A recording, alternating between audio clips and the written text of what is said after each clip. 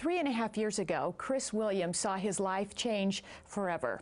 His wife, 2 of his children, and his unborn baby were killed by a drunk driver. And while he certainly has reasons to be bitter, he instead chose to forgive.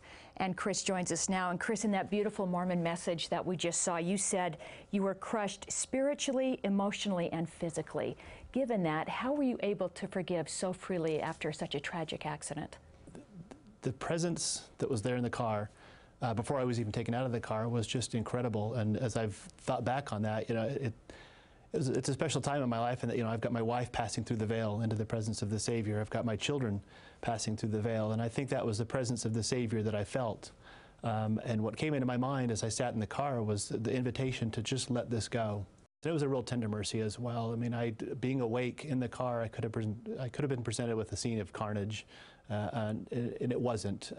It was as if angels had gone through very quickly and prepared the scene in the car just for my own personal viewing, to say goodbye to my wife and 2 of my children. Is there, or was there, an experience in your life that prepared you when you got to that point to be able to forgive like that?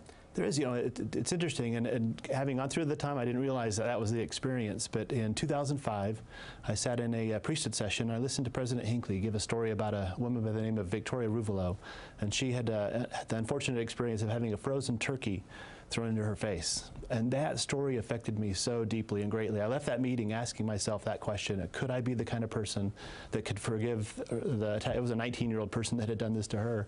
Could I be that kind of a person that would forgive so freely and so openly? And she wasn't even a member of my faith. And so she set a bar for me that, for the next couple of years, I found myself going back to that, saying, I need to be at that level. Another amazing thing you talked about was the fact that you didn't direct your anger at the driver, who was Cameron White, but the anger was directed, or it directed itself towards the Savior. Can you explain that a little bit more? Yeah, it was an invitation for me to exercise greater faith.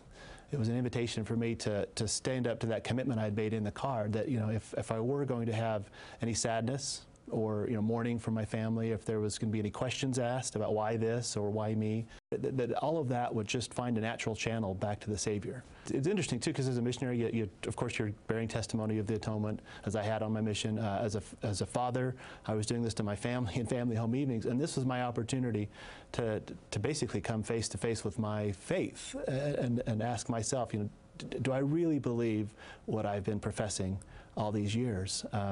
And if so, then I just needed to act on it. I needed to act on that faith and channel all of that to the Savior.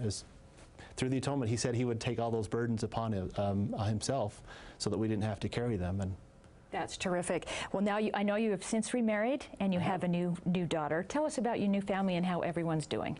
So after the accident left me with 2 children, my oldest son, Michael, and my youngest son, Sam, and he, of course, recuperated. He came out of the accident just fine. But we were lined up by a friend that knew my first wife and my family, and then had moved out to West Jordan and next door to an individual that had died from cancer, and his wife and their 2 children. So they lined us up, and it's just been an answer to prayers.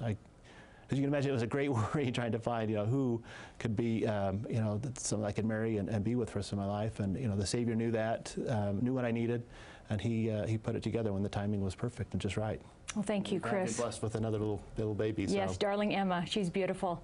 Well, thank you so much for sharing your story and forgiveness. It is certainly remarkable, and we appreciate it. So, thank you. Thank you.